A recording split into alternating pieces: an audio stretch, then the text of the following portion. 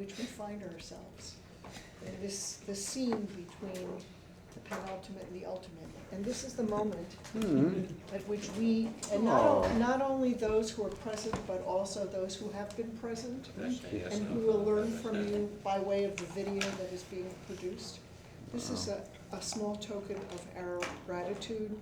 And I will say more later, hopefully just a few words, but thank right you. now.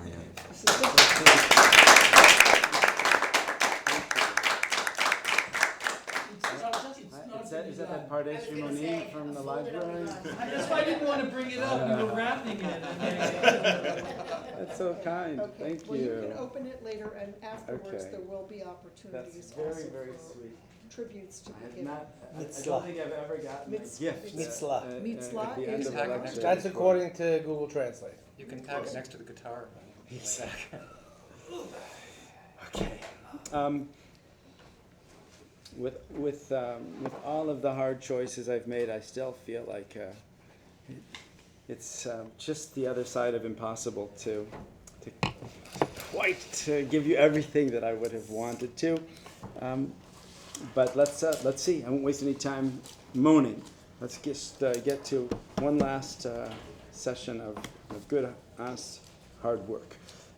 So, first thing is just so that you can see real fast. These are just the fold-out pages in Knorr's volume Kabbalah Nudata. 16 figures, each one is numbered, figure 1, figure 2, figure 3. And by the way, Knorr is a kind of a smachta for what I said in the last session. Knorr writes in his introduction to this section of the book, I had to chop up these Ilanot to present them. But you need to imagine them as if they are one continuum. Knorr understood very well that these were scrolls meant to be experienced in succession as a roll, as a scroll. So what have we got in Knorr? I told you there are 5 Ilanot. Knorr says at the beginning of this section of Kabbalah Nudata, I have 5 Ilanot to show you. The first one I present in 7 frames. That's in the PDF that I'm showing you in thumbnail view, from 1 to 7. This is Ilan number 1. This Ilan is the same as the one I showed you from Bill's collection just a few moments ago. The face of Adam Kadmon, Arich Anpin, and then an almost tabular presentation of additional hitlabshut materials of the Partsufim. I don't want to go into too much detail. In this case, Knorr created, or his engraver, he worked with a fine engraver who was actually capable of making very beautiful engravings, as you can see from the frontispiece to Kabbalah Nudata, made by the very same man. I think Sartorius maybe was his name, but these are, I think, very closely modeled on the manuscript that was at his disposal. It looks also very much like the Oxford 128 fold-out page that I showed you in the last session. Knorr provided, in this case of this Ilan, a complete Latin translation of every inscription that's found in those diagrams that he numbered. He did not insert any kind of alphanumeric key onto the engravings. The engravings remain as they were in the original Ilan. And one of the interesting things that to realize about Knorr's work is that you can see by the way he arranged his Latin translation. He was forced to create a linear text that's numbered 1 through whatever. You can see how he thought this Ilan should be read. Right. And people who don't really understand or aren't very familiar with Luriana Kabbalah might think you just read the first line, and the second line, and the third line, and the fourth line, and you read Adam Kadmon's eyes, and then his nose, and then his lips, and then his chin, and then his neck. But it's not really like that. If you read the Lurianic material, you'll see it's a zigzaggy. Sure. It's a zigzaggy story, and Knorr honors that. It's like a Prezi, not a PowerPoint. Exactly. And he honors that in his Latin translation. So this is another one of my, not that I need to prove it, he was a solid Kabbalist. He knew what he was doing, and it's apparent from the way he structured his Latin translation as well. The So second, how would he know how to read this? because this, You could collect 100 of these and still not. no, well, this, just remember, you saw yesterday the size of the first volume of 2. Right. If you translated 1,000 pages of Kabbalat Ta'ari, you would also know how to order this. This is a guy who was a very serious student of this material. He also probably worked with some rabbis Exactly. in Amsterdam, perhaps also in Sulzbach.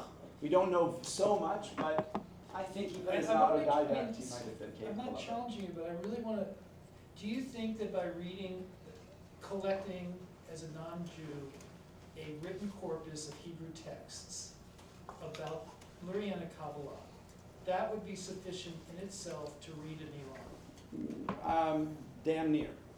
I think you understand. I mean, it he says what all didn't the just collect a concepts are, what corpus. all the lines He mean. didn't just collect a corpus. This man translated the Idra Rabbah, the Sifra Ditzniuta, the Idra Rabbah, the Idra Zuta, Emek HaMelech, tractates from the Shmona I get She'arim. that, but Cordeveros material. Roger's point Yes. is, you can have all the linear texts in the world, Yeah. and all the secrets revealed, and all the doctrines before your eyes. Yeah, But what you're showing us is the diagramming of those things. just here, but you shouldn't forget that this is 16 pages out of 1,000 pages of translated material. What I'm showing you here isn't it even the translations. If I showed you the whole, this is from the 4th apparatus. It's each one of these has 5 pages of Latin going after it, the translation. And it was, he regarded the first volume is mostly, we'd call them learning aids. Things that if you're going to, the second volume I think is more,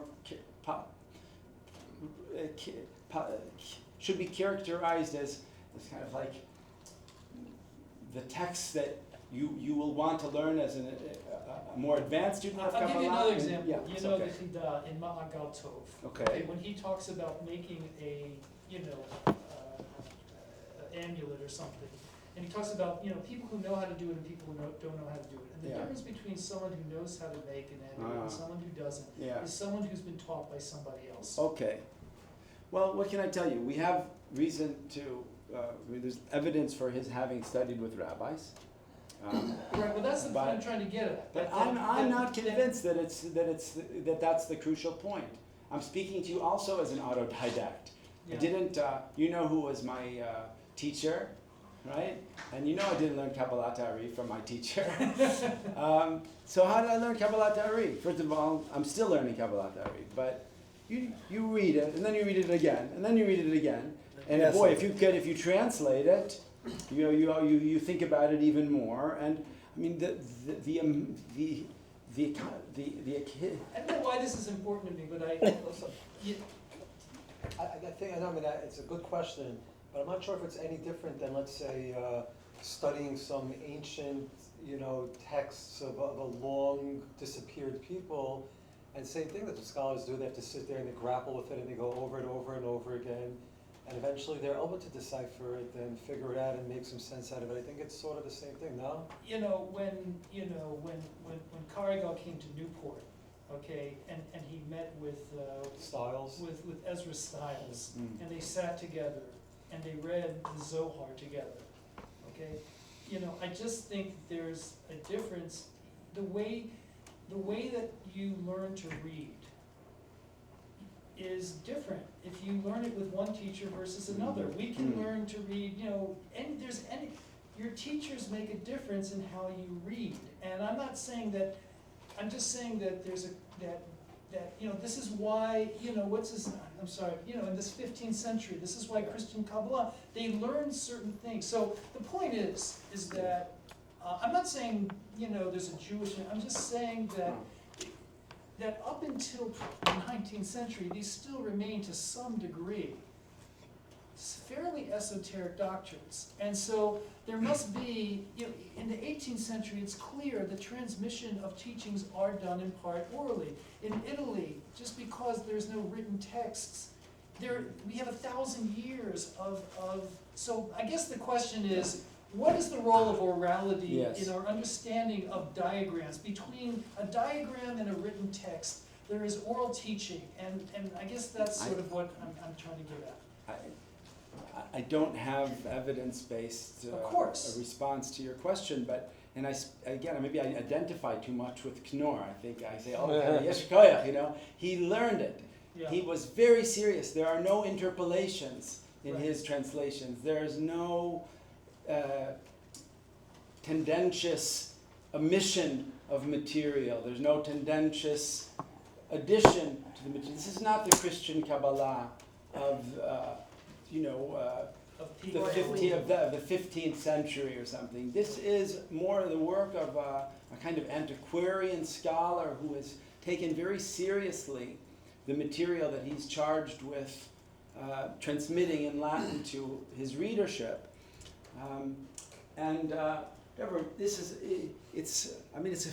The whole story of Kabbalah denudata is a fascinating one, but if I can... Sorry. No, I just want to, for our limited purposes of the hour, just say that with one notable exception, it's wonderful that somebody collected the Ilanot that were in circulation at that time, and I'm not interested right now, and I can't get into his Latin translations of the inscriptions here, other than to say he did a great job.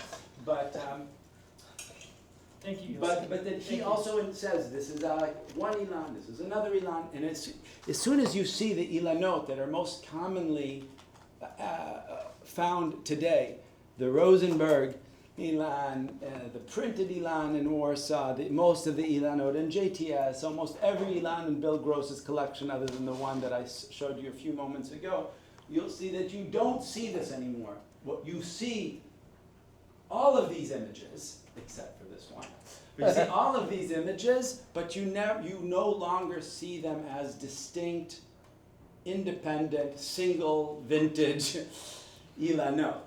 So for Knorr, it was clear this is one Ilan. Then in his Latin introduction, it's all in Latin, so I won't keep saying his Latin, this. Anything he says in Latin. In his introduction to figure 8, he says, basically, I read Emek HaMelech, that was published in 1648, and was, other than a work published by Del Medigo, Ta'alumot Chochmah, some decades before, that didn't have quite the same reception history for whatever reason as Emek HaMelech. This was the first big printed transmission of the Lurianic Kabbalah in Central Europe, but for reasons that I can't explore in any detail, a lot of it is dependent on the teachings of a Kabbalist who represented himself as a student of Luria's by the name of Israel Saruk. And this is also a whole field of study. Was Saruk a real Talmid of the Ari or not? Doesn't matter. But Saruk, unlike Vital, was happy to talk, had students in Italy, and his works were published. And Emek HaMelech has the distinctively Sarukian teachings that aren't in Vital's editions of the Lurianic system. And that means that they're not in Tzemach and they're not in Papers. They call that Solet Nikia. The Vitalians say this is Solet Nikia. Vital, Tzemach, Papers.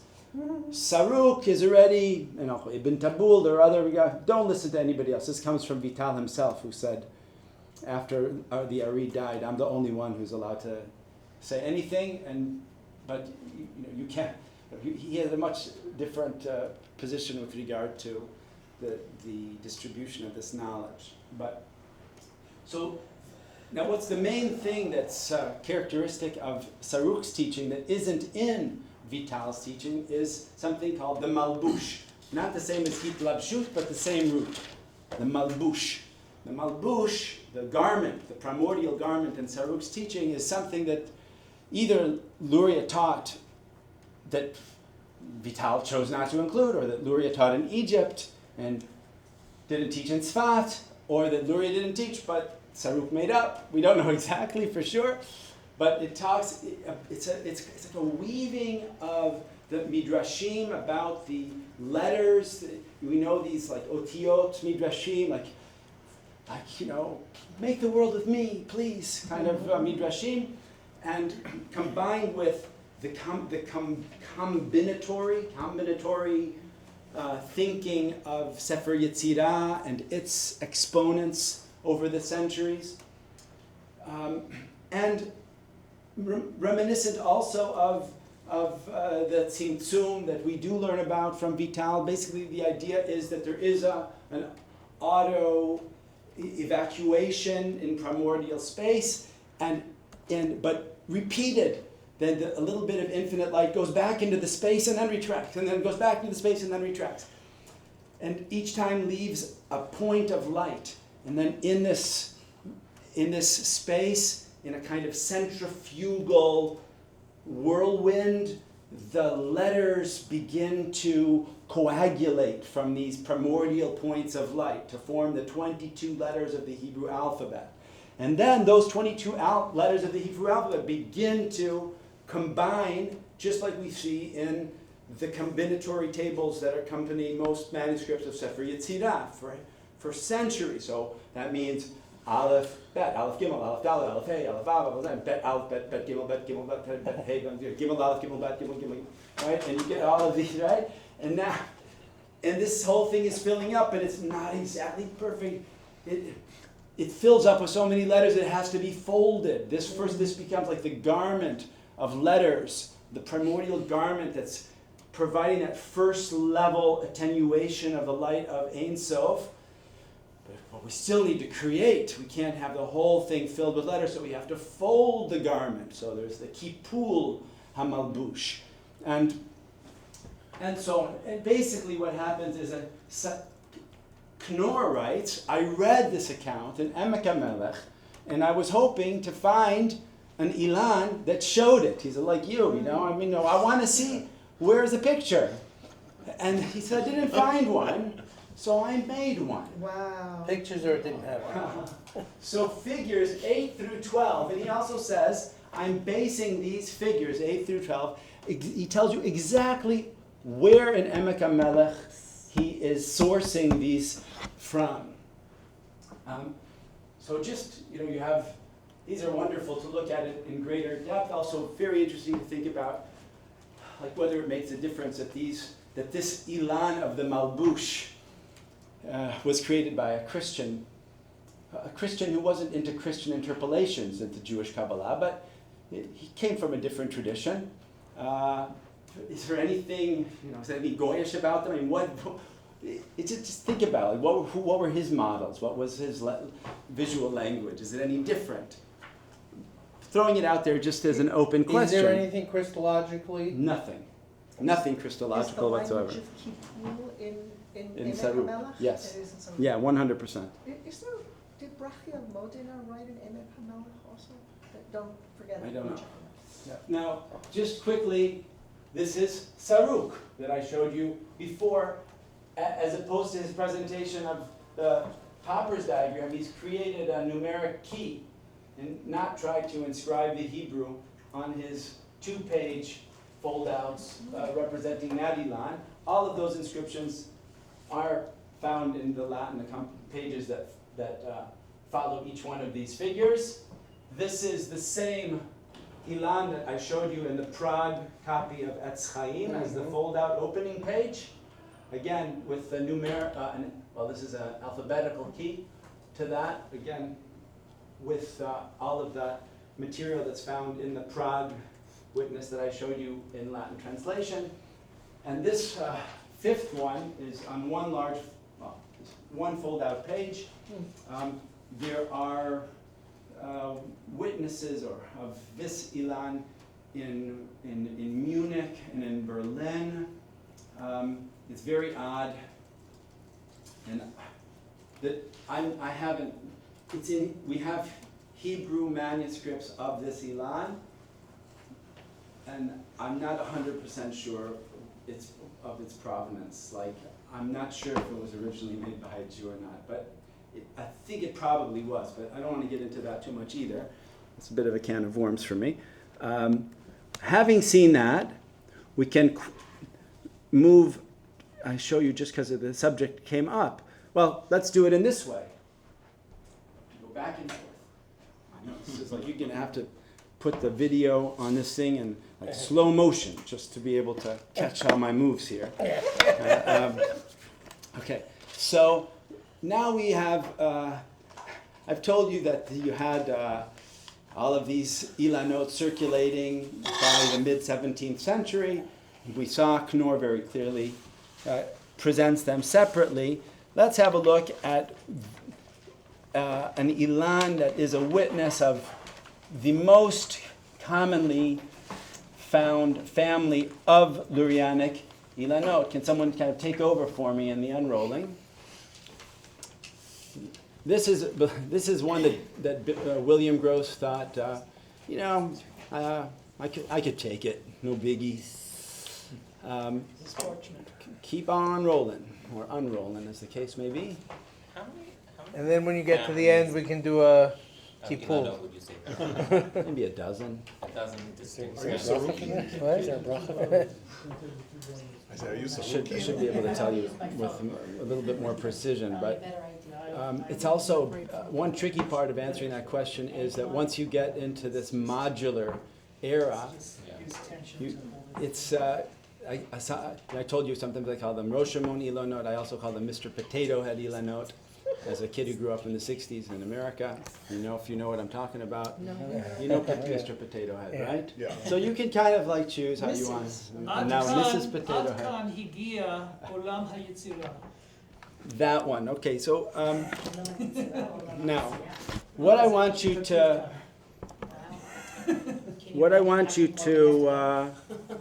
take note of now is Knorr's first original diagram based on Emek HaMelech and the opening diagram of the most commonly reproduced Ilan in the 18th and 19th centuries. Now have a look at Knorr's second figure. Now have a look at Knorr's third figure and Knorr's fourth figure. I know it was a bit transformed. It didn't, well, it does really, but if I show you, for example, this is a table that I made for a more orderly presentation, where you can see in Emek HaMelech in 1648, in a presentation of the Malbush, he gives you some examples here of how it works. And this is Knorr's source, as he says explicitly, and this is his figure. And this is one of the earliest Ilanot that carries this diagram, and it's still a close approximation, and this is the printed 1864 Ilan that we'll see in a moment. One of the cooler things to look at, if you don't believe me just yet, is that Knorr says he's working from a particular chapter of Emek HaMelech, and this is in that chapter. Nish'ar yarkoteha shel ot tav be'avir kadmon. Somehow, like the extremity of the taf is hanging in the ether and limbo and the primordial ether. That's part of that Malbush, the letter, like poor taf is hanging suspended there in the ether. And in Knorr's drawing, there's a taf just hanging in the ether near the signification of it being figure 9. The taf is there. That taf is never reproduced by the Jews who begin copying these figures into their Ilanot. So you see a kind of... But it's in the Emek. But it's in Emek HaMelech as a text. It's in Knorr's a diagrammatic representation of the text of Emek HaMelech, and it's not in any of the Jewish copies. This diagram is in Emek HaMelech. This is Knorr's souped up version and some Jewish ones. And what we're seeing here, that's why, Tal, you didn't think it lined up very well, I think. There's some variation in these figures, but the content is the same. And the fourth figure is purely textual in Emek HaMelech. Knorr has a relatively simple diagram. This actually gets a bit of embellishment in the Jewish versions, but that's the overview. Of course, now, figure 12 isn't in any Jewish Ilanot, but for Knorr it was an integral part of his Saruki and Emek HaMelech Ilan. It includes this incredible engraving. Now you see what his Sartorius, his engraver, was capable of. You might imagine him just suffering, making these ugly Adam Kadmon faces. Let me make you a proper Adam Kadmon. Wow. I know how it's done. He creates Adam Kadmon in profile. This is not the highest resolution. I can give it to you better here. Look at how beautiful. Typical male balding pattern. Yes, this is maybe why I love it so much. But you can see, I hope, let me turn off the light for 1 second, that even though it seems at first glance, oh, this is just a beautiful representational image of Adam Kadmon in profile, it has all the precision of a diagram. It's alphanumerically labeled. Yeah. And these labels correspond very precisely to his Latin text. And not only that, his lovely beard is very much intentionally reaching this parsa. And so it's combining representational precision with everything we would want it to capture in a diagram of this of Sarukian figure, Adam Kadmon Sheni. It's another, anyway. His head is also Chakat Puchim Kedishim, I think.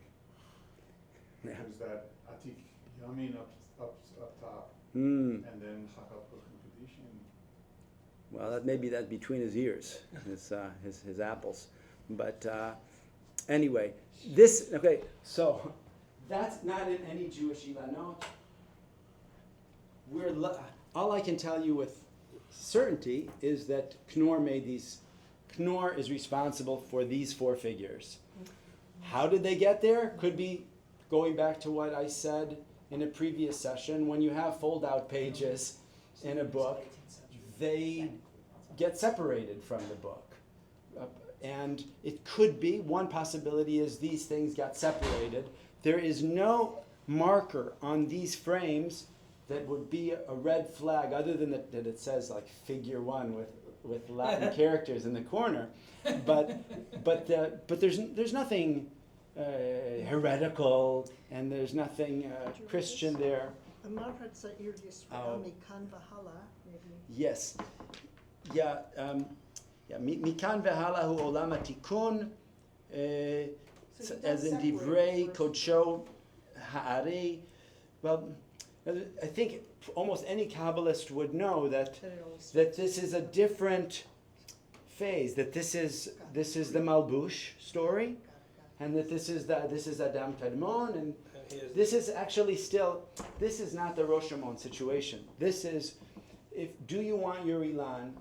Are you a strict, Solet Nikia Rahu person, and you only want Rahu, Rabbi Chaim Vital, in your Ilan? Or you say, oh, I'm ecumenical. I like Saruk, I like Rahu, and Saruk gives me what I don't find in Rahu. Why not? Let's start the Ilan with some Saruk, and then we'll continue with Vital. And this is, as I suggest, Vital. Poppers based on Rahu.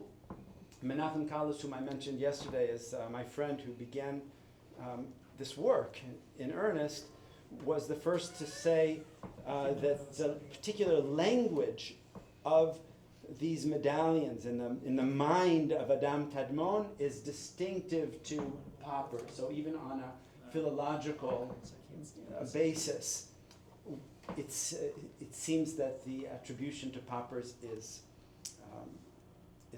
appropriate. I love the nostrils, Leah and Rachel. Right. Very feminine.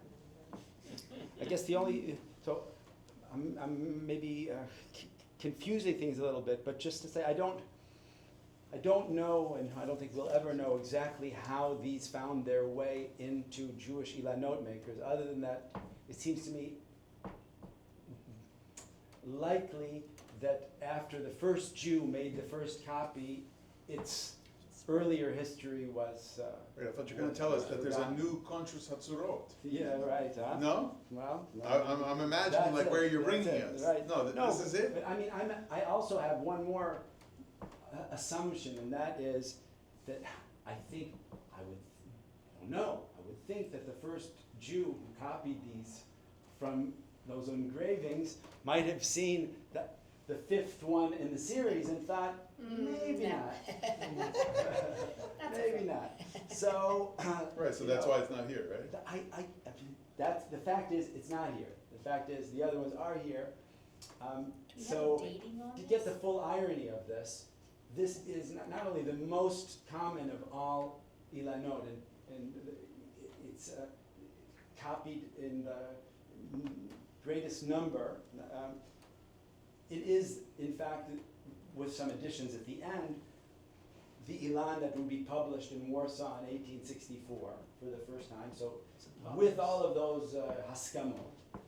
And in that 1864 publication, as well as in the manuscript upon which that printed edition was based, the entire thing is ascribed to Meir Poppers. The entire thing. So, Zeh, Ilan, Hagadol, Shal, Rabbi, Meir Poppers, Including the first four? yeah, the whole The thing. They publishing? call this, if you ever see Ha'ilan Hagadol, it means from the top, even past the bottom, because now I can show you a couple things.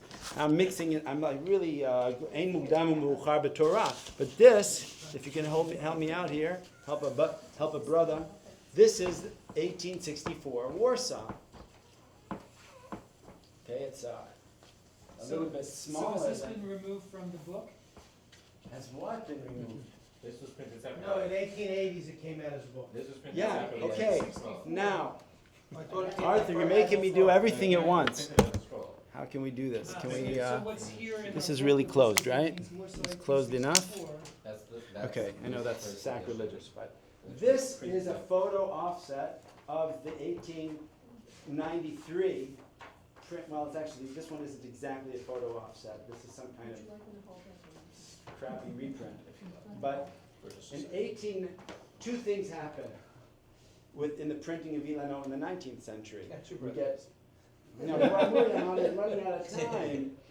In 1864, this comes out with this attribution, as in the original manuscript that it was based upon, that it is Ilan Hagadol Shechiber Harav Mekubal Botzina Kadisha Morenu Harav Rabbi Meir Katz Poppers Zalako ha ha ha ha Chad Migurei Ha'ari Zalaha Besiman. So this is now when you say that a Lurianic artifact was fashioned by Meir Poppers, you just said it's canonical. That's Etz Chaim. That's pre-Etz Chaim, Nof Etz Chaim, and Ha'ilan Hagadol. You can't get a stronger validation of its kashrus. That's the ultimate. It also has a very interesting little description. It's besimanim ktanim. Maybe also you could say in small signs or figures. Leida, we would say lada'at chokhmah. Leida bechokhmah, to become knowledgeable in this wisdom. V'yihi lezikaron, and you'll be able to remember. I think this is the mnemonic value. V'yuchal la'alot besulam sherosho magia hashamayma, and you can go up the ladder whose the top of which is in heaven. Kolel kol kitvei ha'arizal v'hamaskilim yavinu. This includes everything. It's a précis of the entire system as he would have it. The printer, of course, and this already takes us one step in the direction of commodification, copied faithfully from the manuscript, which is part of the Gross family collection today, the manuscript that was the basis for this, but added a haskama on top, as well as important information that this is a shmura mikol tsa'ar v'nezek u'mesugal legadel banim. So this is we're now giving you an accurate Ilan, but it's already Even if you don't understand it, keep it in your house and it won't burn down. exactly from the people who brought you Raziel and 1701. Right. Raziel and a microchip. Microchip.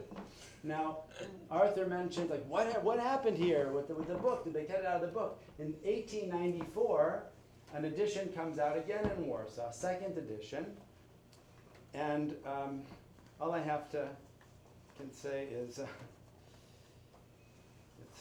it's horrifying. He says, where's the? Well, there are a couple interesting things to say about 1894. Where did he write this? The summary.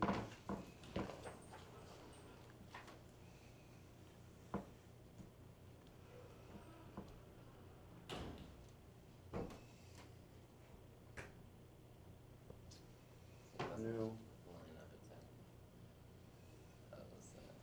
It wasn't printed. That's correct. It was obviously printed in sheets.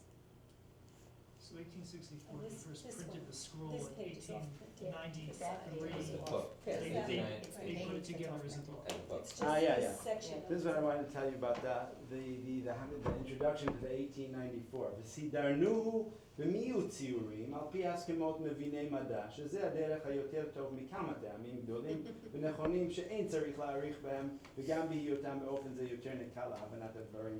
We've made it with not so many pictures. Would you believe? Now, fascinatingly enough, Knorr did pretty well. Like this is figure 8, figure 9, figure 10, figure 11, no figure 12, but this is the face of Adam Kadmon in 1894. We've gone from something like this, or like this is, you really should compare it to this, because this is how it first came out, and this is what they've done with it. And Do you think that's because they were afraid of the anthropomorphism? Absolutely. Or it was because yeah, I think they were completely freaked out. Oh. Especially somebody said you can't do that. You can't print this and Mass you market. can't have it go out like that. Imagine if they had that. Yeah, right, exactly. I mean, and this is even more impossible. This You is said Bill Arich had- Anpin here. This is Arich Anpin here. Bill has It's the manuscript of this, you said, right? Yes, he does. Now, but was that manuscript created explicitly for the purpose of printing an edition? No. So the manuscript doesn't have the Hakdam or the school. of Manuscript thought. starts here. Okay. I think that's I can show you a picture of it. It starts here. Mhm. And it's quite faithfully copied. Now look at the difference. First of all, so this is Knorr. Yeah, no, you're right. This is Poppers. This probably is Tzemach, like the original Tzemach. And this is Bria Yetzira Asiya, which who knows, it was added at some point. And Asiya, remember I showed you a few minutes ago, the representation of the klipot, sort of the demonic tree, and the urinary shaft. That's here, but this includes also the orbs, the Galgal HaSechel, the Galgal HaMazalot, and then the planetary spheres, the lunar sphere, the four elements, and the earth at the center. So here you really do have, in the printed edition of 1864, and its manuscript I can't move. precursors, something that literally takes you from Ein Sof Oh. to the world with a certain amount of overlap. Like we do see an indication that we're starting more or less over it again here. Nobody seemed to mind that. And again, this is now one more thing. Just to kind of, Bill said, oh, maybe you should take it from different families, maybe a Kopio, a North African.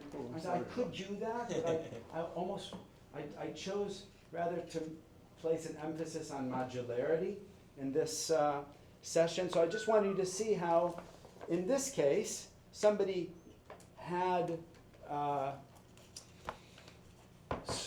some of these Ilanot at his disposal and made some different choices about how Listen, to. could you move, I don't.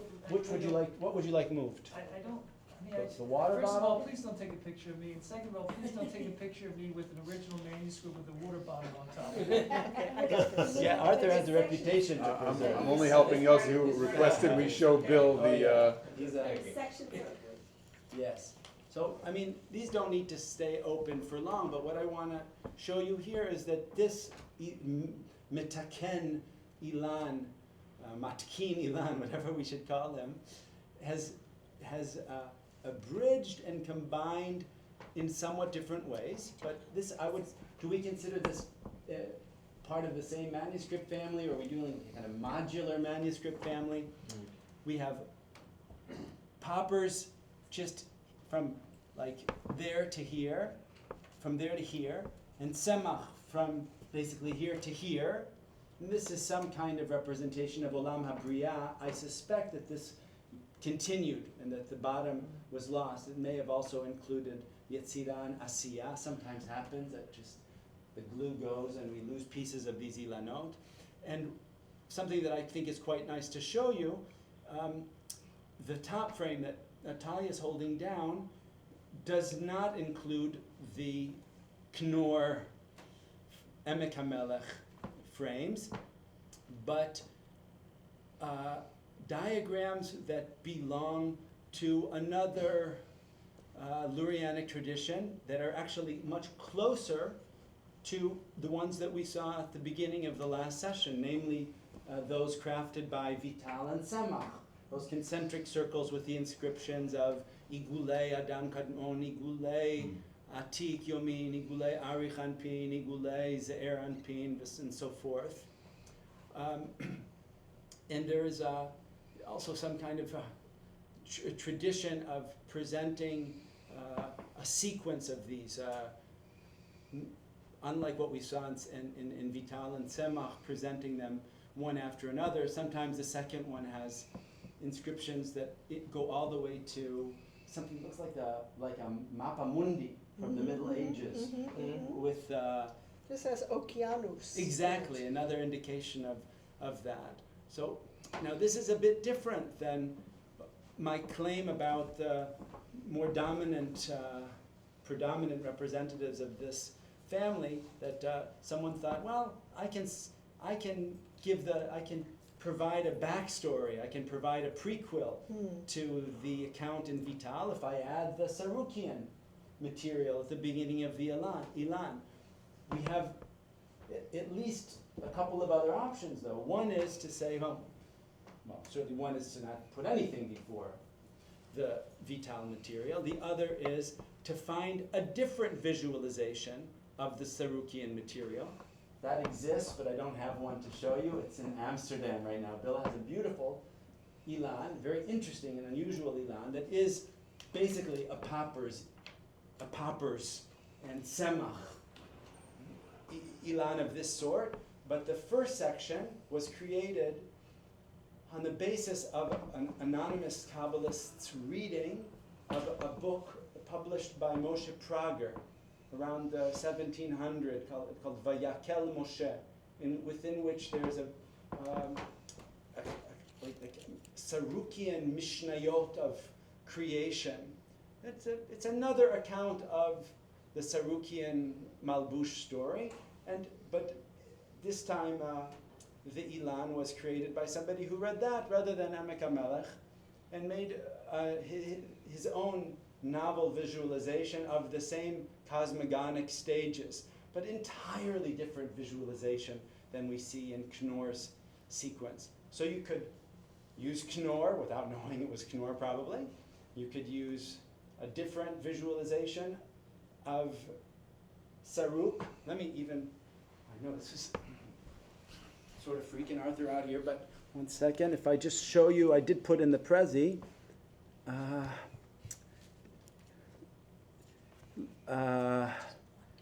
I have, which one is this? Now that's just stam. Another one that's too similar. This. Do I have? Maybe is it here? Yeah. So this is the one I call this. I told you I'm like a big namer. I call this one the Ilan Shel HaKedusha, the Ilan of holiness, because this is the crown of Adam Kadmon, and this Ilan says Ilan Shel HaKedusha. I thought, okay, good enough for me. So it's all Ilan Shel HaKedusha. From here down, it's poppers, but it's kind of freely rendered, more or less the same content as you see here, but a bit of a different vibe. Adam Kadmon, Arich Anpin looks like he's had a bit of a bad day, Yeah, really. right? The emoticon version, and here the modularity really comes to the fore. There's a Temerals Ilan that has a unique genealogy of its own Is that that's a related name? to Sefer Yetzirah. Temerals? Yaakov Temerals. Okay. And then in Asiyah, again, rather freely assembled collection of things for the lowest world. So you see the modularity operating at both ends. And on the top is his rendering of the Sarukian teachings as found in that book. It's within Vayakel Moshe, it's called Ma'amar Adam Da'atzilut. Maybe the most interesting single diagram in this picture is his visualization of the process I described in words before, where into the space the dots of primordial light are entering and are created through the evacuation, after evacuation of light, and then That's wonderful. centrifugally forming at the circumference of the internal wheel. Huh? Right, good question. Sure, Kasha. Above that, if Mhm. you scroll up a bit, there were these funny, what are those? This is one of the oldest Grenade- hand things that you grenades find. with This is called fingers. the. It's a runic. It's kind the of- Einaim, the Einaim. tetragrammaton of eyes. Right, A very old feature in practical Kabbalah manuscripts and reproduced all the time. Very interesting example of how in the Kabbalah of Saruk is a fine example how something can come from more of a practical Kabbalah tradition and be theosophized effectively. It becomes part of his cosmogony. And what are This- what are the little finger-like projections? Those are the supposed to rays be? of light coming out of. Just the extra Normally, action. they're not bulbous in that way. Okay. And you see the pisuk hamalbush, the kipul hamalbush, and so forth. Hitkaplut hamalbush. But we're looking at another visualization. Now, if you see, I told you there's some midrashim about that are a little bit like the pathos of the letters yeah. struggling to be created. And this Midrash one, Rabbi the yud gets in a bit of trouble and doesn't know, well, where am I? We have a kind of existential crisis. Yeah. And so there is this moment where the yud has to kind of get Burst back forth. in, and it's pictured here. Now Bill has another amazing. So in one manuscript it's a yud, and by Knorr it's a taf, right? Yeah, but it's from a different place. But it's from a different point in the There's in a the lot of Malbush. pleading in By the way, those this is midrashim. Bill's manuscript. That's the basis of this printed Ilan. So you can see just a little bit what it looked like, containing the censor signature in 1864 in Polish that he signed off on this, and his Polish comments approving it for publication, which were reproduced in Polish on the printed edition as well. That's not what I wanted to show you. I wanted you to see just one final example of how, again, someone wants to include Saruk before Vital. In this case, a Kabbalist makes use of Yaakov Koppel's book Sha'ar or Sha'arei Gan Eden. Sha'arei Gan Eden. Sometimes it goes by one name or the other. And like our previous Kabbalists did with Moshe Prager's book, Vayakel Moshe, this Kabbalist, who's an unbelievable scribal artist, has taken the account of the Malbush and Saruk's teachings from the Koppel book, Sha'arei Gan Eden. It was, by the way, a book very much apparently loved by the Baal Shem Tov, and created a series of diagrams of his own. They aren't like either of the other ones that we've seen either. They include tables that show us And how do you know it's from that book? Video? the text. The text is taken directly. All of these long textual passages are directly from Sha'arei Gan Eden. And now check this out. This is the Yud that we saw a moment ago. I was trying to squeeze it. So beautifully rendered. And check this out. We talk about lifespans. The very first session of this bloated introduction to Ilanot showed you the acrostics of the 10 Sfirot as this kind of very beginnings of Kabbalistic diagramming. It's like you speak of a process called impregnation Yes. at some point, which I think was sort of an alternative to Gilgulim. It almost looks like the Yud is impregnated. Doesn't it? Yeah, it looks. Yeah, it does. I'm not. Speaking about the Iburim Gilgulim, this is the Gilgul of the visual language of Kabbalah, going from the 1280s in Rome to Eastern Europe in, I suppose, I actually think it probably mid-18th century, something like that. But extraordinary. Now, you asked about the Shvira at some point. There is a setup for the Shvira in some of these visualizations of the pre-Vitalian material. And that's what you see when you find the Sfirot, not all 10 of them, the lower 7 stacked one atop another. That is what's the expression? Something for the fall. It's the setup for the fall, or it's the pride before the fall, whatever it is. It's the this initial pillar of Sfirot.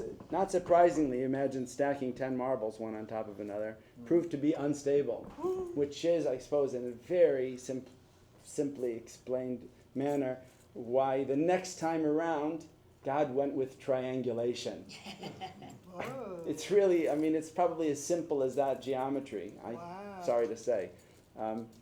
So, pre-Shvira, after the Shvira, we're already in that Yosher Adam Kadmon, which is emerging in the triangulation that we're familiar with. That's Yosher. So that's all of these combinations, and here something else. This in no way sets up or presents a prior stage in the emanation, but rather provides a kind of a synoptic diagram of everything before beginning the linear descent to the world of Asiya. Why put it there? It's kind of cool to have that big overview before you go down the line. But also, again, at the very least, reflective of a sensibility that seems to have developed by sometime in the 18th century, that you could do this with Ilanot.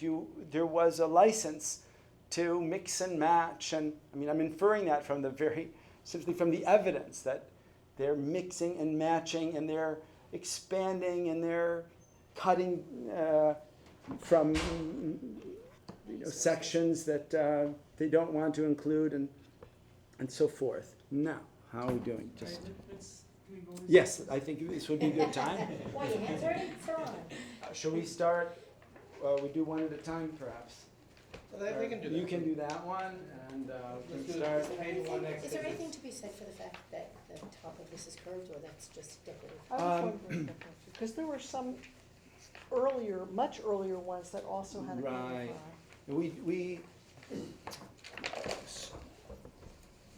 I think it's decorative and simply in harmony with what's shown in the uppermost frame, but it's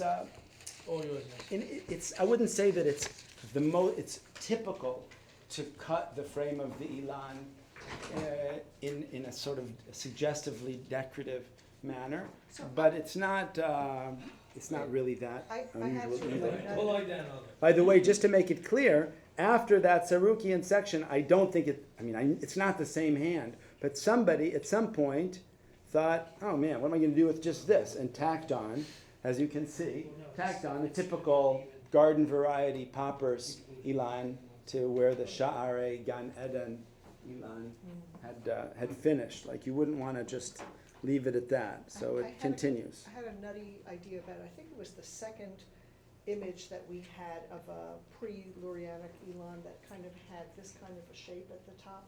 Yes, of course. And it was parchment. And Vatican 530. I wondered about a sheep skin. I also wondered When that. you take the skin off the animal, you don't.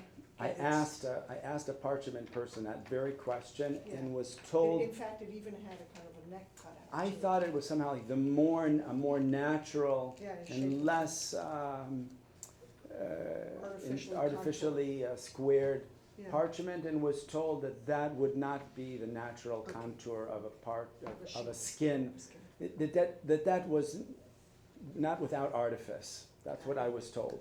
Because I thought, oh my, that's just like they took a skin and they put an Ilan on it. Top shape also. And the Gilad Ketubot also have it. It may just be a standard. Even to grasp it, I had Megillot at home, like regular Megillot said, the ones that have the straight edges. If you don't have a roller on it, it crimps in the middle, and then you get very bad creases. When you have it rounded, it may just be a practical thing. It's easier to hold. Yeah, tab, easier to hold.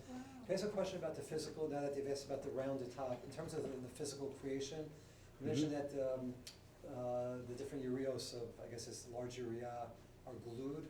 Were they ever sewed? Yeah, also, they're sewn as well.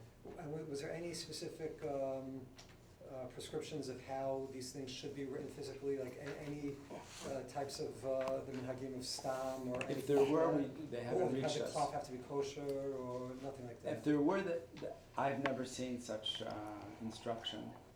The closest thing I've gotten to the world of an Ilan maker at any length is this relatively recent correspondence from the early 20th century between two North African gentlemen, one still based in Tunis, I think, and the other in Marseille. Basically, this one in Marseille is sending scrolls for repair to his colleague in Tunis, and also commissioning him to create Ilanot for him. And what's to me quite exciting about this is that he says, well, this is how much it costs to make a Torah scroll. This is how much a mezuzah costs. This is how much an Ilan costs. This is how much the repair costs. We get to really. And the correspondence is in Hebrew or It's in Hebrew. It's in Hebrew. So it's probably not to Tunis. It must be another city. Let me What's the relative see. cost between Ilan and Torah scroll? He doesn't have a figure for the whole Torah scroll. He has only for repairs. He only has for repairs. What is his name?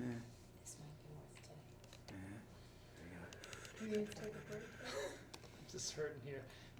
Just Somebody else if you wanna trust, finish this if you trust. Oh, Well, it's goodness. not ours, I mean, it's Williams, I just wanna make sure that it's A, treated with respect, and B, It's a it's, shorter person to do the role and it's different. I'm just You have to concerned, tap it, yeah. I'm just concerned with Tap it there. it just keeps, Tap with the, no, not with your finger, with the flag. And I wouldn't do that, Kaya. Yeah, not Kaya, that one. when you get it to the end, Then and it will loosen itself, and then it'll be very, very easy. Then I'm gonna leave it to one of the professionals, or the semi-professionals. The major collectors. Keep your fingers on it. You're not gonna be pleased with what I'm doing, semi-professionals, professionals. Are you very unhappy? darn. That's it, no more glue for you in short. Yeah, that's something I've never participated in. Okay, now, gentle person, Yeah, I please. guess.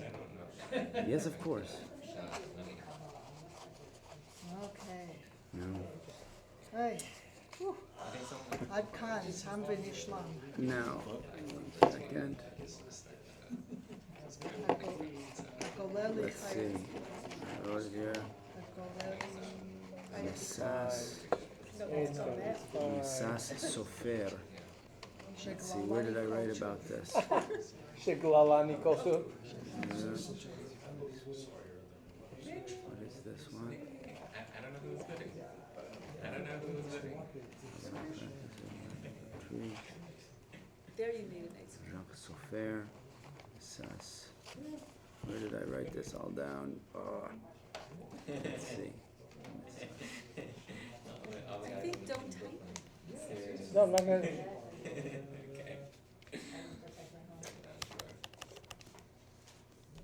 You wanna put these in the different bags for? This is some of the correspondence.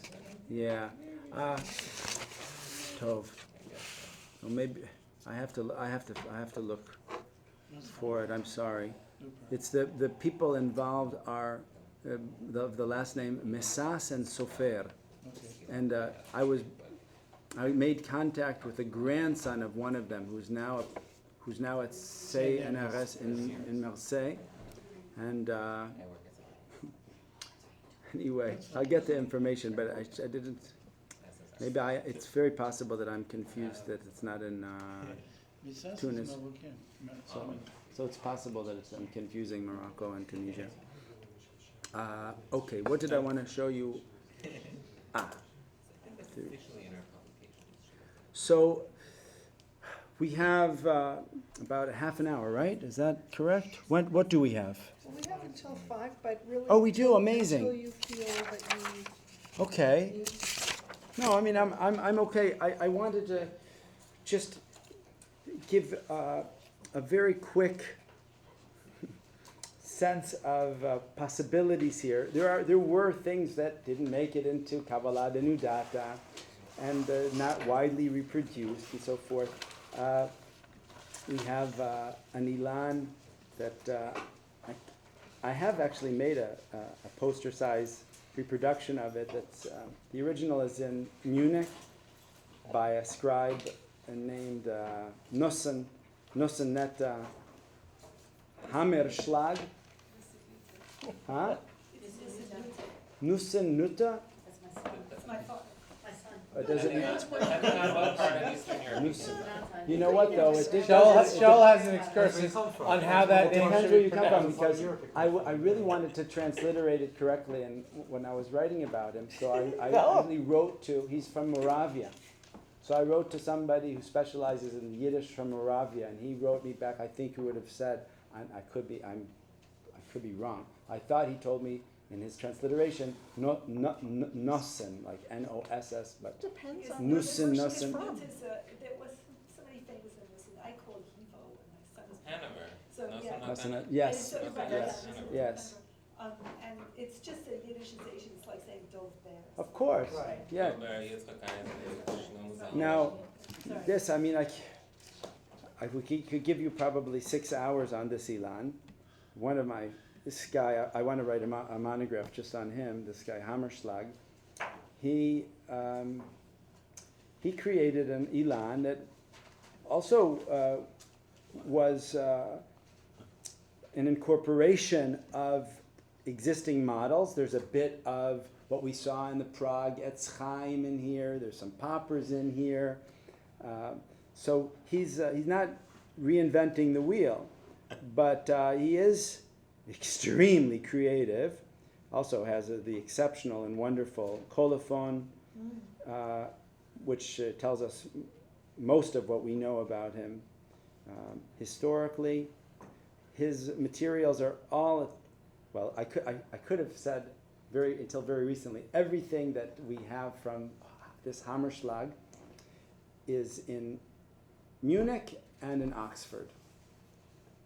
Because there are two colorful Ilanot in Munich, this one, the Ilan Adam Kadmon, and one called the Ilan Hadikduk, where he made a Kabbalistic Ilan to also represent the principles of Hebrew grammar. And all of his codices are in Oxford, at least all of the codices that we know of are in Oxford. Why are they in Oxford? Maybe somehow maybe Emden collected them. I don't know for sure, but it could be they were collected by someone who wanted to make sure they didn't wind up in the wrong hands. Bottom line is, well, there are many bottom lines. He was what Sholem would have called a moderate Sabbatian of the late 17th century, which means he's basically a from Yid who loved Shabbat Tzvi. Just loved him. Loved him. So sweet. Maybe they were Oppenheimer. So. Yeah, they are. That's right. Oh. Yeah. So I did once something really funny.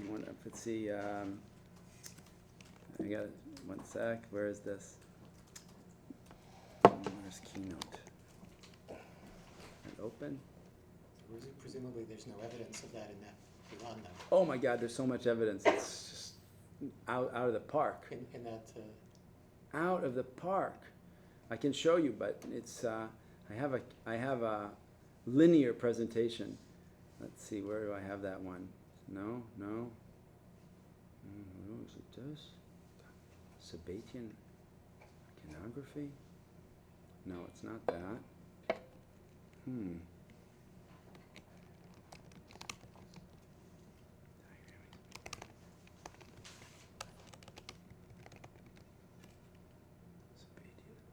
Ah, gosh, I don't know. I should think it would be here. Sabbatian, no. Well, it may be that I'm going to come up short. I don't feel bad if you can't find the forest for the trees. It's in Ilan, right? That is so bizarre. How could it? Oh, I know why. Because it's a Prezi. That's funny, huh? This is I don't do too many Prezis, so it's not the first place I would think to look. But I'll show you for 1 second what this is, what he's done here.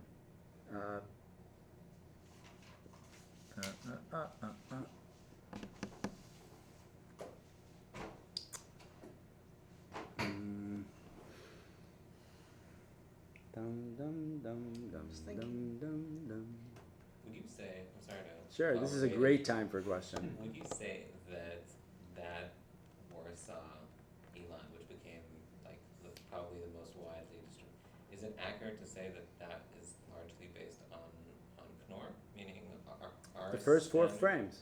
Just the first 4 frames. Yeah. The rest of it is... The rest of it is our just other standard- Ilanot, Poppers and Semach, which are It's also standard in stuff. Knorr, but I wouldn't say there's any It's not dependence based on- on Knorr. Okay, There's only 4 of the 17 plates or the 16 plates in Knorr are those 4 right. illustrations. The rest are the poppers and the Exactly.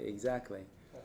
So, all right, here's the, Whoa. he says he's a chazen, nosen nisnes, nusen neta, he's a chazan. This is Hammerschlag. Yeah. This is a pretty nauseating one. This is in Oxford. One of the ways we know that he was, well, there's so many ways to know he was a Sabbatian, it's off the charts. He was from Prustitz, which was, Sholem says, a hotbed of Sabbatianism. Okay, can't remember why I put that there. But this is his face of, maybe I was just contrasting. Popper's is Adam Kadmon face and his Adam Kadmon face. He's not looking. Now this is the study. This is related to what I was speaking about with the classical Ilanot. We have some cases in Lurianic Ilanot where we have a codex and an Ilan of the same material. Usually we think, well, maybe they made the codex first as a preparatory study before committing to the expensive parchment. In one case, that of Shanduch, whom we know, a Baghdadi Kabbalist who made a series of extraordinary Ilanot in the 18th century. Shinduk, right? Nosen. Nosen Nata Shinduk. Family says Shindu. The family. Right. Some of my family says Hayes or Chase. I don't know. So, don't trust the family. That's the first thing we learned from Chaim Soloveitchik's rupture and whatever. Right? Don't trust the family. Sorry for mentioning. Just the opposite. No, but he says that from people don't trust their families anymore. So they're too from to trust the family. I love the tongue. Now, in this case, it was a preparatory study. In Shanduch's case, or Shinduk, I'm just saying how the family Shinduk, says it. okay, you know the Beseder. In his case, he says at the beginning of his codex, I want people to be able to study my Ilan, and it's unwieldy as a scroll. So I made it into a paperback book, a little pocket book. Now you can read it normally. Otherwise, who's going to start? I want to read something at the beginning of the scroll and the end of the scroll. It's a headache. So I'll give you the same information in codex form. That's his version. In Hammerschlag's version, it seems to be as I recall, chronologically, based on the colophons, the opposite. This is his study, and he then went ahead to make the manuscript that's now in Germany that you saw, the colorful one. I first saw this in the Machon Tatzlumei Kitvei Yad in Yerushalayim on the microfilm reader, and I'm going through it, and I see the same page twice. Why did they take the same page twice? Well, only took me some time to figure out that we have a pop-up tongue here, and you need two pictures of this page so that you can read what's written on the pop-up tongue and what's written under the pop-up tongue. So, But what does it say? Astanya Yaya? yeah, it has no semantic value. It's a combination of letters, an acrostic formed that has no semantic value. But you see, so you have the eyes and the nose and the mouth and so forth here. We didn't get the pop-up tongue on the big manuscript. This is why I can't quite say what I could have said just a few months ago, that everything's in Oxford or in Munich, because Sharon called me a few months ago and said, yeah, we have this Ilan, can you tell me anything about it? And I looked at it and I said, oh my God, that's my man. That's, it's just absolutely unmistakable. I call him the art, who's the guy? Spiegelman of early modern Kabbalah. Nobody makes, Afro Adam Kadmon's quite like this dude. This is a very interesting Ilan. Bill Gross acquired it, thank the good Lord. And it's much more closely indebted to Popper's than his Ilan Adam Kadmon that's in Munich. It doesn't have a dated colophon, but it seems to represent a period in which he was still playing a little bit closer. He was a little bit more conservatively. He was kind of dealing with this format in a more conservative manner. You have, I just don't even remember every reason I did this. It wasn't small. Wait. Well, I think what I was trying to show here is that he's in a different way than these hebridic long scrolls. He's found ways of incorporating materials from Lurianic Ilanot that sort of weave them in and embed them in different ways. He also, that's from Knorr, of course, he also has a very unusual choice here. You actually read this Ilan column by column. That's how it works in sections. 4 columns, 1, 2, 3, 4. Now that's also kind of an unusual choice. Yeah. Now I looked at that crown. I thought, where have I seen that crown before? And as a child of a Viennese Jew, I thought, it must be something I've seen by my beloved Habsburg monarchs. And indeed, it is damn near certain Adam Kadmon wearing a crown that originated with Rudolf II and was worn by the Habsburg kings for many generations. And as a sign of our great love of the Habsburgs, we have many ritual objects that also Bill was kind enough to share with me from his collection that show this same Habsburg crown on the Torahs and Rimonim and Chanukiot. And then I thought, who was the Habsburg monarch in the time of Hammerschlag? And I thought, Leopold I, of course. He was a monarch for decades, maybe the longest reigning monarch among the Habsburgs. And although he did some things that we would think would not have endeared him to the Jews, I guess if you're a monarch long enough, all is forgiven. Does Hammerschlag's Adam Kadmon look anything like Leopold I? I thought it would be wise to find out. So I used very high technology morphing software and was able to positively identify Leopold I with Hammerschlag's Adam Kadmon. Yes, in case you missed that, I'll just show it to you one more time. How did you do that? From the crown to the Habsburgian curly mustache, we have ID'd Adam Kadmon as, now, that's okay. That was basically the main thing I wanted you to see. Here there's a lot more material on That's that called shows Kaput. his Shabtai Tzvi, Kishmo B'Kirbi Minyan Shaddai. Anyone who's ever studied Sabbatianism, spend a few minutes with this manuscript, say, oh my God, there's not even a question. Here he says, Be'otzrot Chaim, I found in Otzrot Chaim this Lashon. And then he says, Ayen b'tzad yamin shelcha b'dibur matchil v'zeh lashon. And you go over here to v'zeh lashon and you find out, incredibly enough, that the highest reaches of Adam Kadmon actually have the same gematria as Shin, Daled, Yud, and Kaminyan Shabtai and Shabtai and so forth. Okay, and you can look through lots of manuscripts of Otzrot Chaim from the period and not find that written in any of them. So we even have some false attributions. In the Codex study, he actually was even more out of control, and he seemed to tone it down a bit for the manuscript. Here he's off the charts with Shabtai and Adam Kadmon. You end up with this impression, the Soda Gula and Melech HaMashiach and Hadar and Taf Taf Yudal is also Shabtai Tzvi.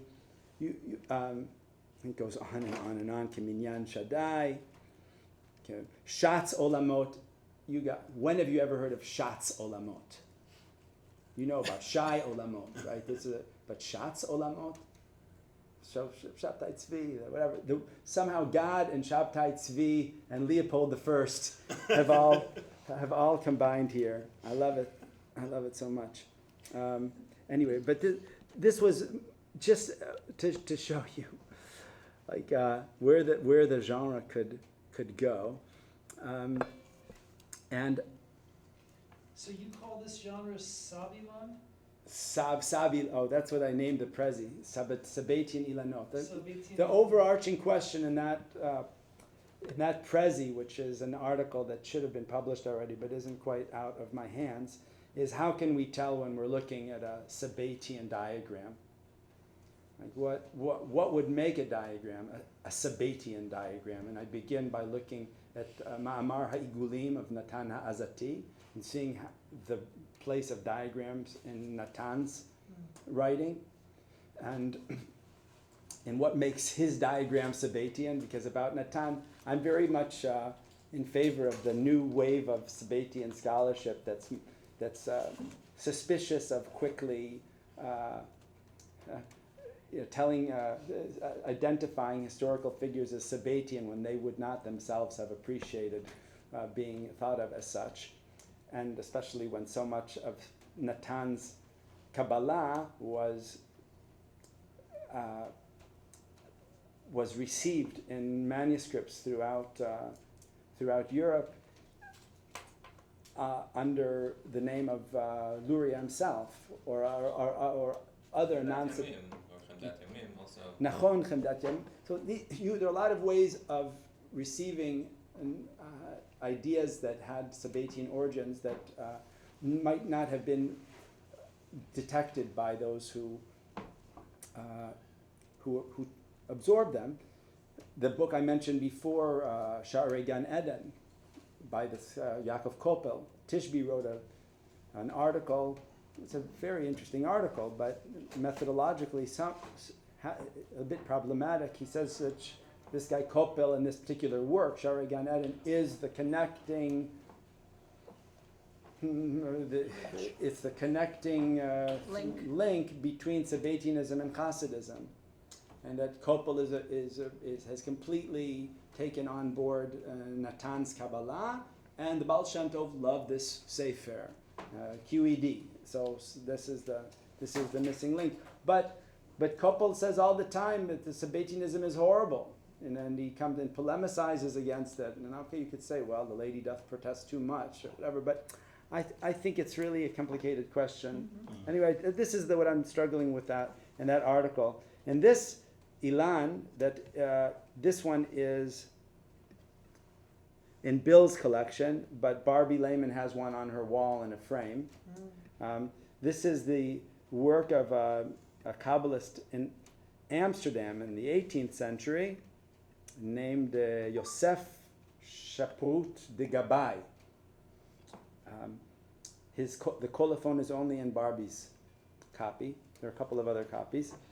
And he made ketubot as well, and he made chidot for weddings, beautiful works of art.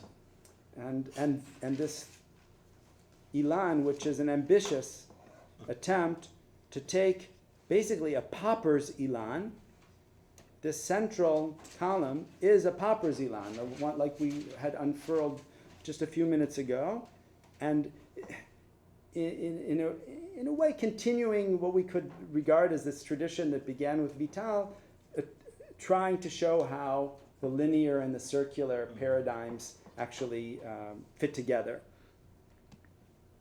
And I think it's really impressive also as a calligraphic work, but it did get a shout out in my discussion as well. It seems like maybe a small thing, but if you start reading around the edge,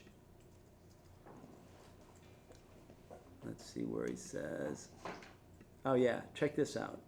I can't so easily manipulate it, but he says, oh my goodness, that's a disadvantage of an unprogrammed Prezi.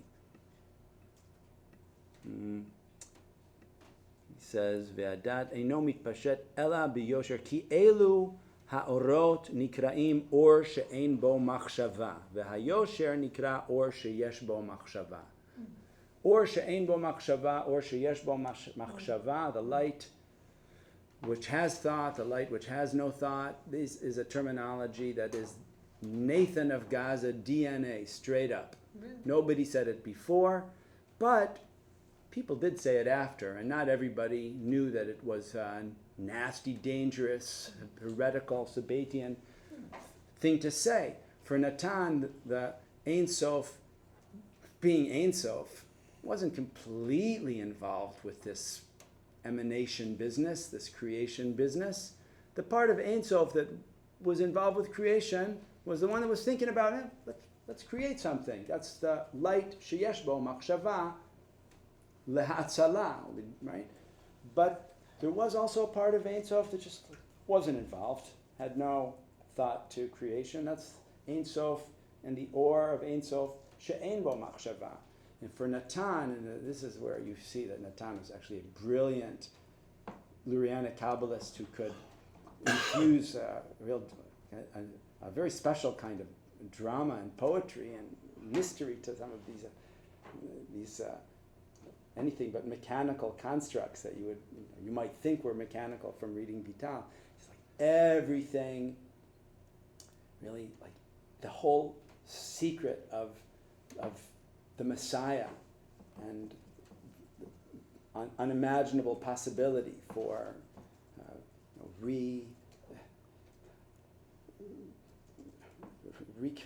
reconfiguring our reality in unimaginable ways comes from the Or She'ein Bo Machshava. That's deeply connected with his understanding of where the unprecedented soul of the Messiah comes from. This Or She'ein Bo Machshava. And he also has some other little references here about that are simultaneously kind of, they combine this kind of diagrammatic sensibility with a kind of poetic messianic sensibility that, we've seen diagrams now of Igulim v'Yosher. I almost mentioned it at the beginning of this last session. You saw that the channel in that diagram I showed you from JTS 49? This one, 96 maybe. The channel of Adam 1996. Kadmon, 1996, ends in the center. Some of them go down further, but and some of them even go all the way through. But generally, you see in the text says it can't go all the way through, because if it goes all the way through, then you get a kind of infinite loop and creation disappears. So it can't go all the way through. So Adam Kadmon is going, piercing these spheres. Natan in his Ma'amar HaIgulim asks these questions like, if Adam Kadmon is piercing all of these Igulim, then even though we're furthest away from Ein Sof, we're actually, what's the difference between being on earth and being in the Partsuf of Atik Yomin? We're equally close to Adam Kadmon, wherever we are. And he says something about, he says, Ze ma she'amarnu ad hasof sheyored, haynu shemagia zohar or kav hayashar ad tchilat hadur hamitagel, shehu bechinat malchut de'atik yomin, שאם היה בוקע כל כדורי עתיק ונוגע בכדור הנמשך ממלכות האדם קדמון, הייתה גאולת ישראל. וזהו שאמרו רבותינו ז"ל, אין בן דוד בא עד דיימתו רגליו ברגליו, and so forth. I mean, just raced out of it too fast, but somehow this piercing of the circles and Is that the first time we've seen the word Geula? in these 12 hours, I think it is the first time, yeah. And connected specifically with this kind of geometrical, diagrammatic event of piercing these kadurim. Yes. Is the Or She'ein Bo Machshava, is that like related to a sort of like Aristotelian notion of thought thinking itself or something? Or is it's Ein Bo Machshava I don't think so. It's mamash Ein Bo Machshava It's not Klal. contemplating itself, it's just not Ein Bo contemplating. Machshava Klal. That's really important to it. And I have one more surprise up my sleeve, one more Ilan from Bill, and I'll just show you a couple of things. To at least address the Ilanot as if you're collectors or appraisers or librarians or museum, what kind of Ilan are you most likely to see? Well, you're most likely to see what I call an Ilan Kameh, an Ilan amulet. There's another family of Lurianic Ilanot that Bill offered, as I mentioned before, he offered to send me with me, but I didn't want to, because it really is a different family, I didn't want to make it too confusing. But one thing I can show quite nicely on the basis of Ilanot in his collection is the process of an Ilan made for Kabbalists, made by Kabbalists for Kabbalists, becoming an Ilan made for sale as an amulet.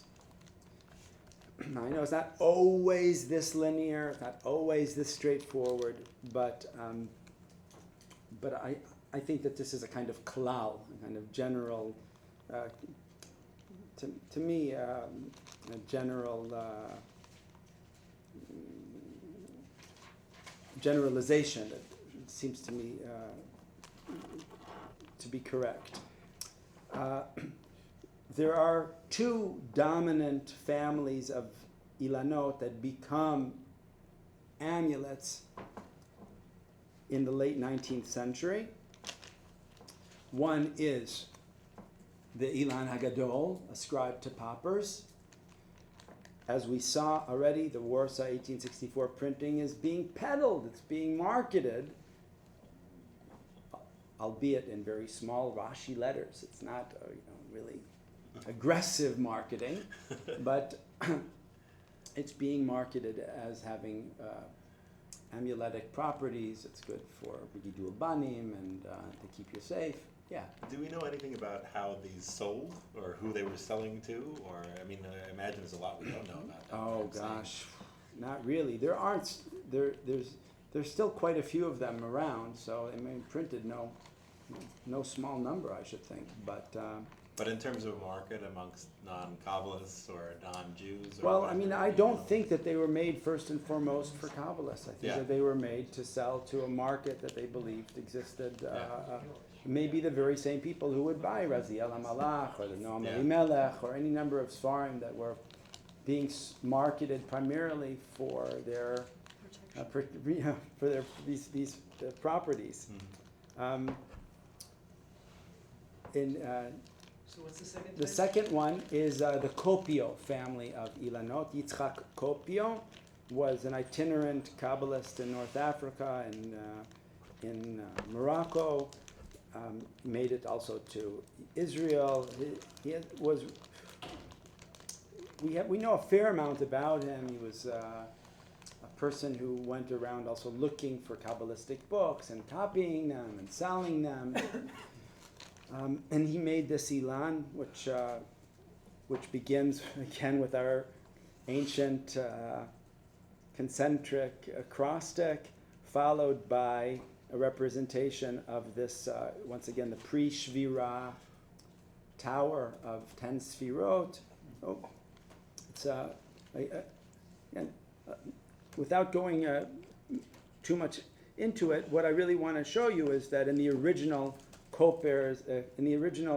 copio, you have a parchment that is devoted, roughly speaking, into 2/3 diagrammatic content and 1/3 to sometimes even more than 1/3 what at least looks like a running commentary on the diagram to its side.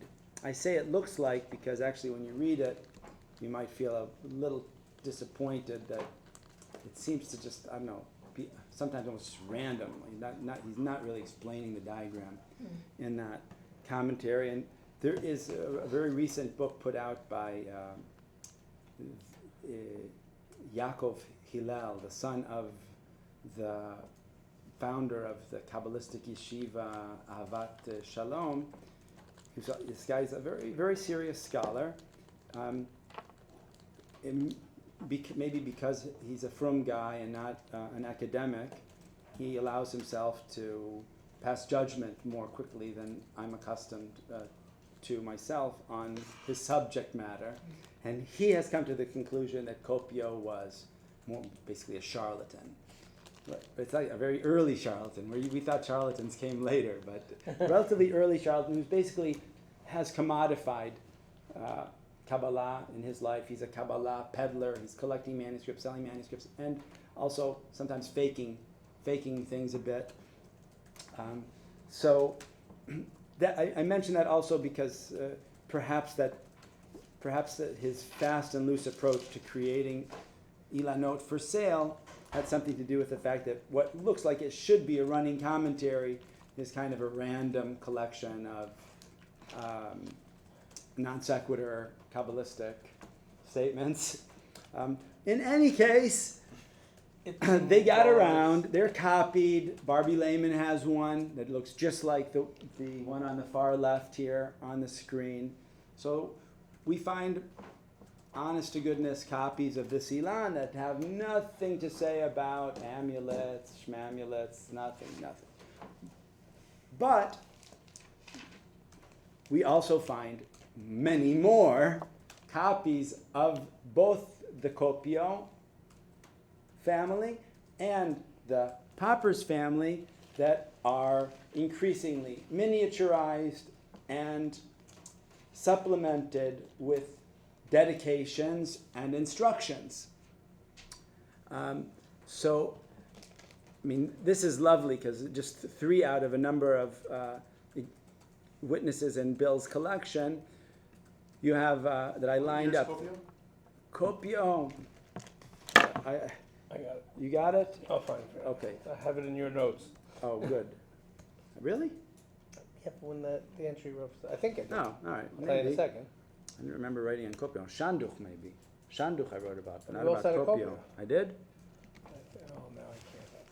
I gotta reconnect. Yeah. I'm disconnected. Well, hold on. Last I guess it was Okay. Well, it's early 18th century is what I'm going to say. But I hate just saying stuff. Let's see if I have it. I would say 17th, early 18th. What do you have? Late 17th, early 18th? That works for me. Okay. That's good. That was more or less what I was thinking. You see, this one is somewhat miniaturized. Ilan Zel Hashem. No, and this is actually a terrible way of doing it because it's not high enough resolution. L'hatzlacha b'kol ma'asim b'kol asakim l'Moshe ben Malka. I forget his name. It's a bit hard to read here. Mala. It doesn't matter. It's a dedication saying it's for his protection and so forth. And it was made in Yerushalayim. His matzeva was recently found in on the Mount of Olives in Jerusalem. This is an even more miniaturized version of same. Bottom line, people are making Ilanot. They are not bothering, for the most part, to copy extensive commentaries, when all you really need are the iconic images, and Are they put in a drawer? Are they framed? they must. Almost all of the instructions stipulate that they are to be carried, borne by the one who requires safekeeping in a pure silver case, an artik shel kesef tahor. Now let's see if I can get this out. So William was nice enough to send me with, I said, I don't need the silver case. I said, take the silver case.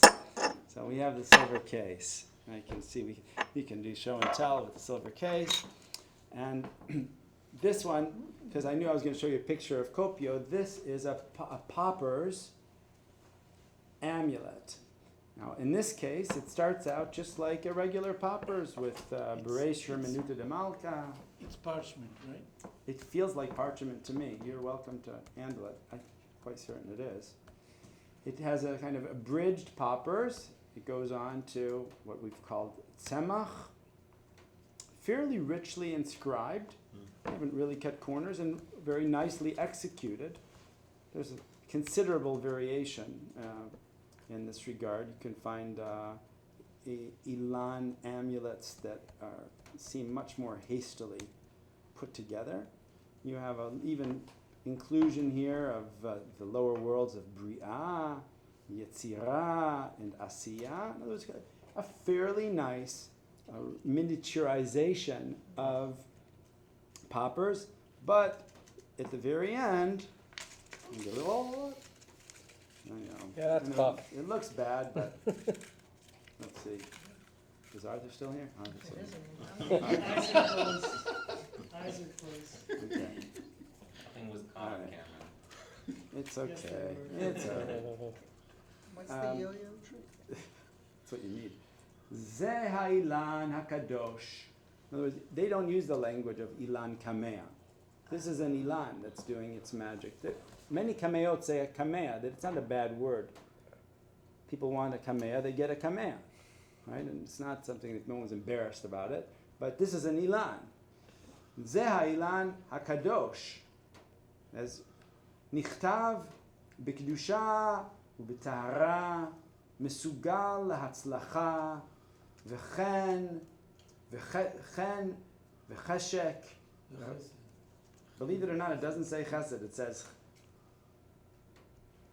וכן actually it might not say cheshek either, it's maybe ze, ve, zayin, shen, quotation mark, kuf, like a roshei tevot.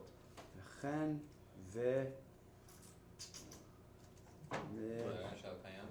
Yafe, yeah, it could work. Is that Zara Shel Kayama? Could be, yeah. Why not? I'm good with that. Refuah Shalema Uleshmira Mimagefa Barminan. Barminan. Bet Mem. Shmira Mimagefa Bet Mem Barminan. Veshedin Veruchin. Velilit, umi'ain hara, Lilith. Sorry, Lilith. umi'ain hara, umikol davar, or Mikol, well, it's Devar has a chupchik over it also. Mikol Davar Ra, maybe. Deborah. I don't know if it's Devar. It could just be Mikol Davar Ra, and they just made it Daled Beit, chupchik Reish. Yeah. And then, V'yaniach betik kesef v'yihiyeh alav. For a man, not a woman. Well, Yes, here's the one from Colombia. Oh, this is extraordinary. Colombia complicates things just a bit. I have it, of course. Did I take that photo, or did No, you? this is my You were phone. involved in the donation or something. David's pointing to some images that he has that I could also put up on the board. It's just it's specific because this one's for a woman, was what Roger was saying. Oh yes. This one's All for a right. woman, and she's named in the colophon. Okay, The okay. thing that I noticed on the gross one is that there is no name. So it can Yeah, in this case, there's no name, but it's very common. This one has a name. Right. Now, let me see. I don't want to. So they're personalized. They can be. Many of them are. This is another one. Let's see. And another gross one you see much more schematic and sort of. It also includes some very non-Ilanic really. iconography. Now, this is the Columbia one, which is extremely well executed. Like, this confounds my general theory, and I'm the first to admit it. If I said that, in general, if you're making an Ilan as an amulet, don't put that much work into it. It's just going to be in a silver case anyway. No one's ever going to see it, right? But there are exceptions, and maybe they fit into this whole discussion that we've been having over the last couple of days about why people invest in things that are useless. This is like a Bataille's theory of sacrifice or something, just like throw it away, somehow make God happy. This is who knew? This is an opportunity to say that another diagram that is originally appears in manuscripts of Sefer HaKavanot. I think it actually had a very specific genealogy that Moshe Graf Prager, who was Ben Bait in the house of David Oppenheim in Prague, saw Oppenheim's copy of Sefer HaKavanot that included this diagram of the 13 attributes of mercy that also show the beard of Adam Kadmon, through which the hairs of the beard that bring the attributes of mercy into the world. Put it in Vayakel Moshe. Vayakel Moshe circulates. Shinduk has a copy of Vayakel Moshe in Baghdad. Puts it into his Ilan, and so people see that this didn't start as an Ilan. It started with a standalone kind of diagram of Yud Gimel Midot HaRachamim as part of Sha'ar HaKavanot for liturgical contemplation, but found its way into Ilanot that were mapping the developmental emanation, and was put like in its place. You still even see here Kavanat Hamidot, which is indicative of its origins. It's not a typical thing to see. Anyway, beautifully done. You go down to the bottom of the Ilan, you think, well, that was a really nice Ilan, nicely done. But then, underneath this very well executed Ilan, you see, Ha'ilan HaKadosh hazeh mesugal l'kol davar l'ayin hara l'metziyutchen l'hatzlacha l'maksha leiled, for birth complications, l'ruchot ra'ot l'magefa barmin l'tzala v'ovrei drachim ben bayam ben biyabasha להציל מכף כל אויב ושונא, להבריח להרחיק שדים ושדתים. You got to keep in mind both options there. אם יעשה לו תיק של כסף. Very important, you got to get a teak. But when that's over, the scribe added, a pretty straight up. Yeah, mamash kacha. And this is the kind of thing you just might see in a regular kameah, where the Ilan is done, but this Ilan is being made for its superpowers. Very big major claims being made for it. Nothing here is foreign to the world of kameot. You see these various acrostically formed magical names that are known to us can all be explained. Taftafia shows up again. You saw Taftafia in the Hepburn Ilan, but here we've made a magical square where you can read it from all the different angles and you get Taftafia out of it. What was that again? What's what? Taftafia? That's a very high angel name with a long magical pedigree. Idel wrote a whole article about Nehemiah and the prophet, not Nehemiah, that prophet, but his Ashkenazi medieval prophet, and Taftafia, and is a case study in the permeability of these materials, going back and forth between practical Kabbalah and contemplative or theosophical Kabbalah. And only after that you have Yehi Ratzon, that's Eloheinu Levotenu, Ram v'Nisa, Mashgiach al kol Pratei Pratim, Yeda Mash b'chashucha u'nehora imei sherei, from the Daniel, Natir Tivo la'alfei darin, עושה חסד עם בריותיו, שומר נפשות חסידיו, עושה למען שמות. עשה למען שמותיך הקדושים והטהורים, 13 מידותיך הכתובים באילן הקדוש הזה, שתשמור לנושאת אילן. Okay, that's why David mentioned it. The female wearer of this Ilan, מכל מיני נזקים ורוחים ושדים ושדותים ולדלתים ורוחים ובישים, מאכלה מכל פגר שמורה, אמתך נזמה בת חנה, נושאת אילן הקדוש הזה, בין ביום, בלילה, בין בשוכבה, בין בקומה, בין בבית, בין בשדה, בעיר הזאת, בין בעיר אחרת, מעתה ועד עולם, אמן, סלע ועד. Amen. So that's a Nazma for the Ilan. For Nazma may not have had enough money to buy a magnificent parchment, but she did pretty well. Although by the time it reached me, it had no silver case. Before time runs out, so here we're right up to the precipice of modernity, and there's probably a little bit more about where this goes in modernity. Does visual Kabbalistic culture through these Ilanot start to convince maskilim that, like you suggested before, like you found one that looks like the guy was total Meshuggah, which could be, somewhere between deeply mystica and cosmology and all the sodot and the potential access to understanding sfirot that are becoming, popularized. All of a sudden, there seems to be a little bit more like reactionary.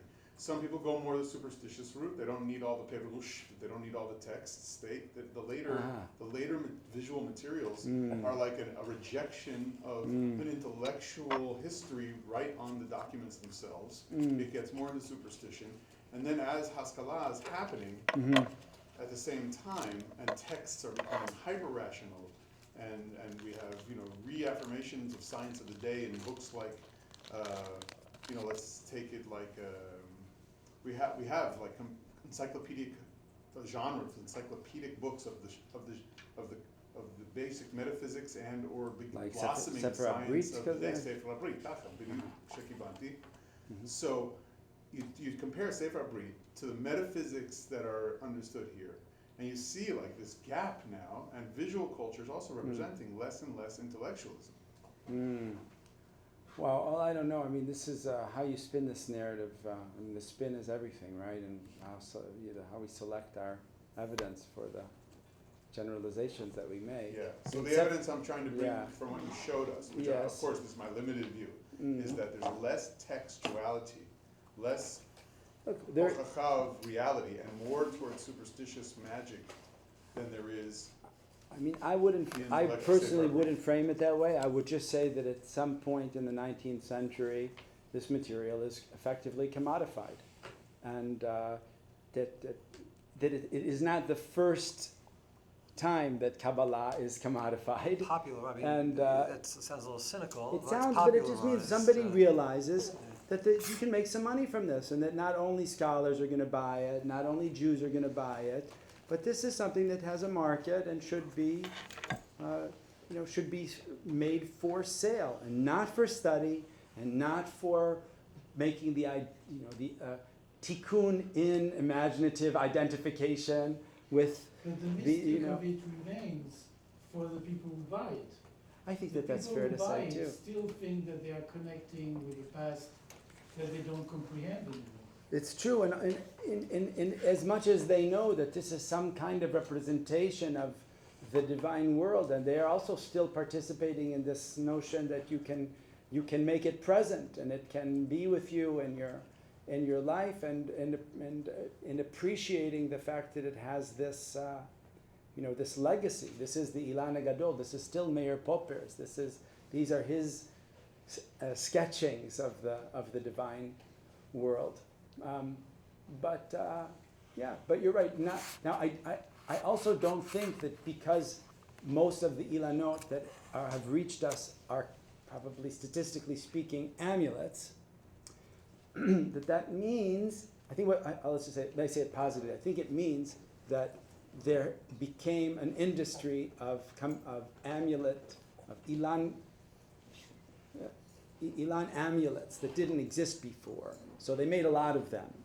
I don't think that necessarily means that the small number of real Kabbalists, professional Kabbalists, who continue to live and breathe in the 19th century and even in the 20th century had to stop, and the 21st century had to stop engaging with these materials as Kabbalists had for centuries. So now, okay, there are people peddling, and because the Berg Center is peddling Zohars in Shechem, or sending them to Iran, or whatever they're doing with them, doesn't mean people have to stop learning Zohar. It says somebody is whatever. A Yiddish Chicago. Yeah. Or enough other reasons to stop learning learning Zohar. Just to bring up a parallel from a non-Kabbalistic example, where again, I don't think it's necessarily a cynical thing, but just people want to have a part of it. Even let's say a Shas. You walk into many, many homes and there's a joined Chassan's Shas, beautifully Who's ever bound going to leather. open that Shas? That has never ever, you can crack. I have that Shas. Whatever. You take any volume off the shelf and you open it up and you're hearing it cracking for the first time. I think it's just something people want to have a piece of it, or it's what people do, or whatever it is. And I think it could be the same thing with these the increased production of the Ilanot also. Yeah, I mean, yes, Arthur. I just have two quick terminological questions, if I may, before we break. We'll get close to the end. But I'm just wondering, why Ilan and not Etz? That's one I think because of the language of the Bahir. because in the Bahir it says Ilan. I think so. Yeah, and that I planted a tree. Yeah. Ilan. Okay. Yeah, he uses the Lashon Ilan. I think so, but. And is there a difference between Ilan Shel Kedusha and Ha-Ilan HaKadosh? It's just that. Or is it just, they're just different phrases? I think so. Yeah. I think so. We have Ilan HaGadol, Ilan HaKadosh, Ilan Shel HaKdusha. But they're just much about what do you say? Much over muchness. Much ado about much nothing. of- Much yes. ado over nothing. I just wondered, could you tell us a little bit about your Ilanot project before we break? Oh my goodness. Yes, I- you're here. About the Ilanot project. Oh, about the Ilanot project? Oh, yes, I really should. In fact, I have to present on it in just a week or so at a Digital Humanities Conference. Go ahead. But I was only going to prepare that after Lehman was finished. This is the practice room. Yossi, this is the elevator pitch. Somebody sees you. Okay, what do you do? Yeah, okay, all right. I just wanted this, so you can get a lot of, speaking of the commodification of the Sphirot, you can get Not Spherotic underwear. That's And- something Wolfson is Yes, marketing, this is- or? This is, you can also get a bronze copper now. Is this the next one? Which is the next one? The phone charger. Oh yeah, I put that on Facebook, but that's not exactly an Ilan. This is hilarious. I don't know about you, but every week you must, right? I get some kind of Facebook message or an email with pictures. My cousin is traveling in Afghanistan. He needs money. They just want to give cache of ancient Hebrew manuscripts, and they're They're Oh, like yeah, yeah, yeah, produced yeah. with the ugliest Oh, yeah, yeah, yeah, fonts yeah, I from get this, somebody's yeah. PC, right? Yeah. Anyway, you can get now an iPhone charger made like that too, but I should say a few words about the Ilanot project. Well, you heard in the beginning, you heard how it started, and what we have to show for ourselves is, at this point is a database that's already online, needs a lot of work, and it will be hopefully significantly improved in the next phase of development as part of this German collaboration. It has hundreds of Kabbalistic diagrams cataloged with basic metadata on the artifacts that, and we have agreements with a number of libraries, major libraries around the world, and that allow us, in principle, to use their images as part of our database in exchange for our provision of more accurate metadata for them to include in their catalogs, because as everybody who works on visual materials knows, cataloging of visual materials generally sucks. So, now nobody knows what to call an Ilan, so good luck looking for Ilanot in library catalogs. They could be called any number of things. And if you have a manuscript that has diagrams in it, there's no consistent practice with regard to whether those diagrams should be noted in the description of the codex, or whether they should be whether and how they should be described. So I'm sorry, you're interested in both codex form trees and also the separate scrolls? Yeah, I mean, our first mandate was let's study the Ilanot as a genre, and then because we realized that you can formally separate a diagram as it appears in a codex from a parchment scroll, of course, because the raw materials that we just saw a great example. 1280 Rome Codex shows up in 1720 Baghdadi or Moroccan scroll. So we ended up sort of almost without much forethought going into it, increasingly cataloging diagrams and codices. We don't have an absolutely crystal clear policy. If there are 200 manuscripts and they all have some kind of weird lamed in one of them, I don't care. We do not cataloging 200 copies of the same thing. I mean, yes, we also don't have the resources and personnel to try and, I wasn't sure if it's politically correct in the States to say manpower, but we can't, so we have to be somewhat selective. When we see something that looks unusual, we catalog it, but I have to say, it's not, the criteria is subjective, because my collaborating, my collaborator, postdoc Eliezer Baumgarten will send me an email. Look, I found this today. Should we catalog it? And then we just think, should we, shouldn't we? Well, and then we have quite a rich database as it is. The most important part still remains for me our work on the parchments, on the scrolls, and the at this point, besides the fact that we have a lot of traditional publications in the we say batzaneret, In the pipeline. In the pipeline. Oh, it sounds like it might have been an English idiom before it entered Hebrew. In the pipeline, I probably mentioned them in passing, the Vatican publication of Vatican 441, the Seder HaIlan publication, and the Kuntras Hatzurot HaKabbaliyot, and where Eliezer is helping me, but I'm primarily writing something that's a kind of you could say it's a hybridic work in its own right. What started out as a catalog of Bill Gross's Ilanot collection has morphed into a history of Ilanot with many illustrations with a special a special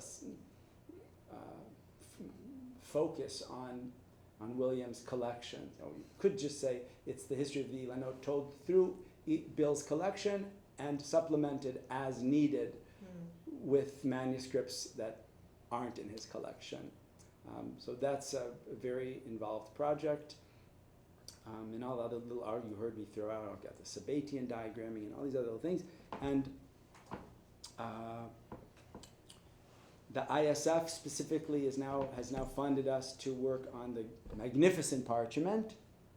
What is the ISF? The Israel Science Foundation. So with Israel Science Foundation has given me support 4 times, but their policy is not to renew support for projects, which is one of the reasons why I started just saying we have an Ilanot project, although in a way it could rebound to my detriment. It means they wouldn't renew it if I just said every time it's the Ilanot project. I have to say, I'm working on this manuscript or this family of manuscripts, and while I was working on this family of manuscripts, I found something mind-blowing, and now I need 4 more years to work on that. So you have to show them that you've done a good job with the last piece of it, and that this is not 4 more years to finish what you didn't finish before. So in any case, at this point, the ISF is looking for us to work intensively on that family of Italian magnificent parchments. And the nice crossover, but not an easy crossover, with the Volkswagen Foundation funding is that we will create our critical edition of the Italian magnificent parchment as a digital edition, the first in a series of such digital editions that will emerge from this collaboration with the Göttingen University Digital Humanities Laboratory, that is building the platform that will allow both the presentation of the Ilan in a digital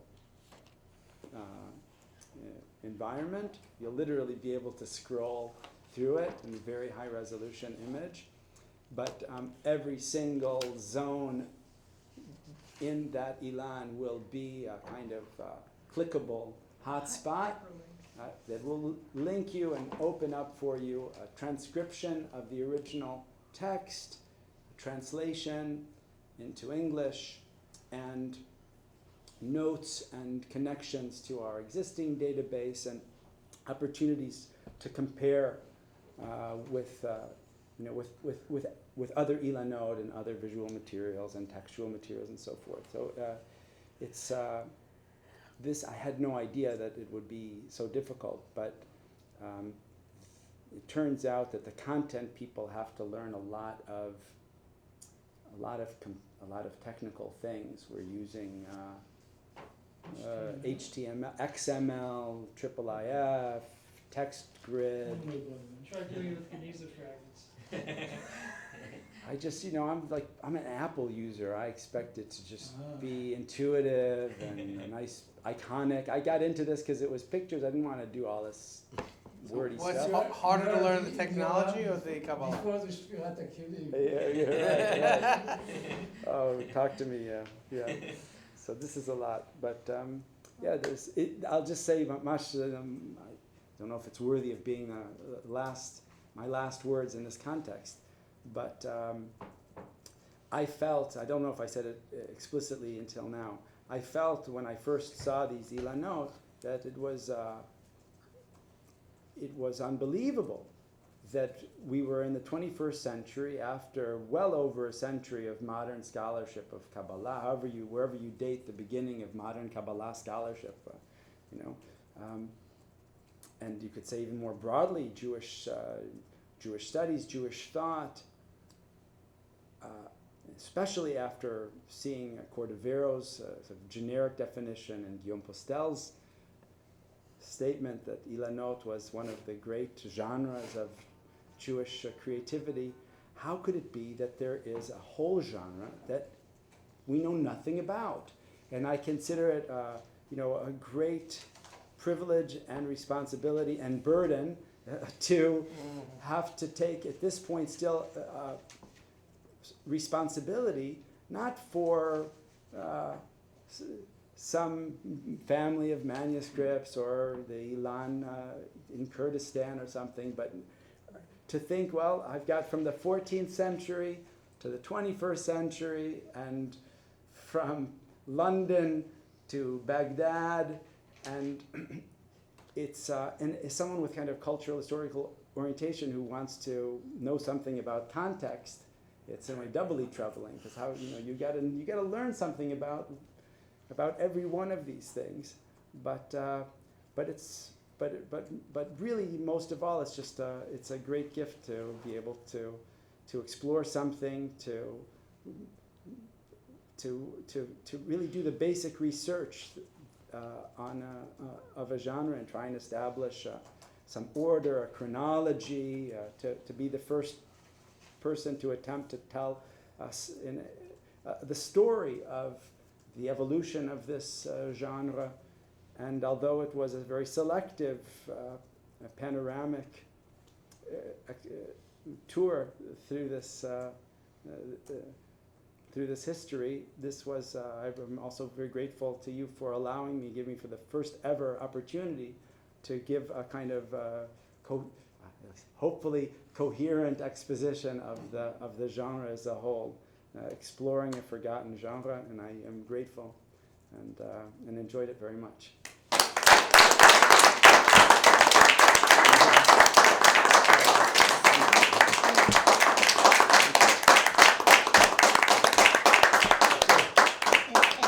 Anything I say now uphills in comparison to everything we've heard. And I think in your summary, you hit the major points, both the privilege, the responsibility, the burden. Also, I want to say this in terms of your ability to combine the exploration, the systematization, and the ability to communicate this in a sequential order that engages your listeners. You were truly the wedding of Shlomo and Zalman, because I have to say that the sense of wonder really remains intact, notwithstanding the close analysis and the really very diligent and academic way in which you have been able to open this up. It has not sapped it of the wonder at all, and I think that really this is, it's fallen on, it's come to you not just, it's come to your soul. This is your work, and it's just magnificent. So, Alei v'hatzlach.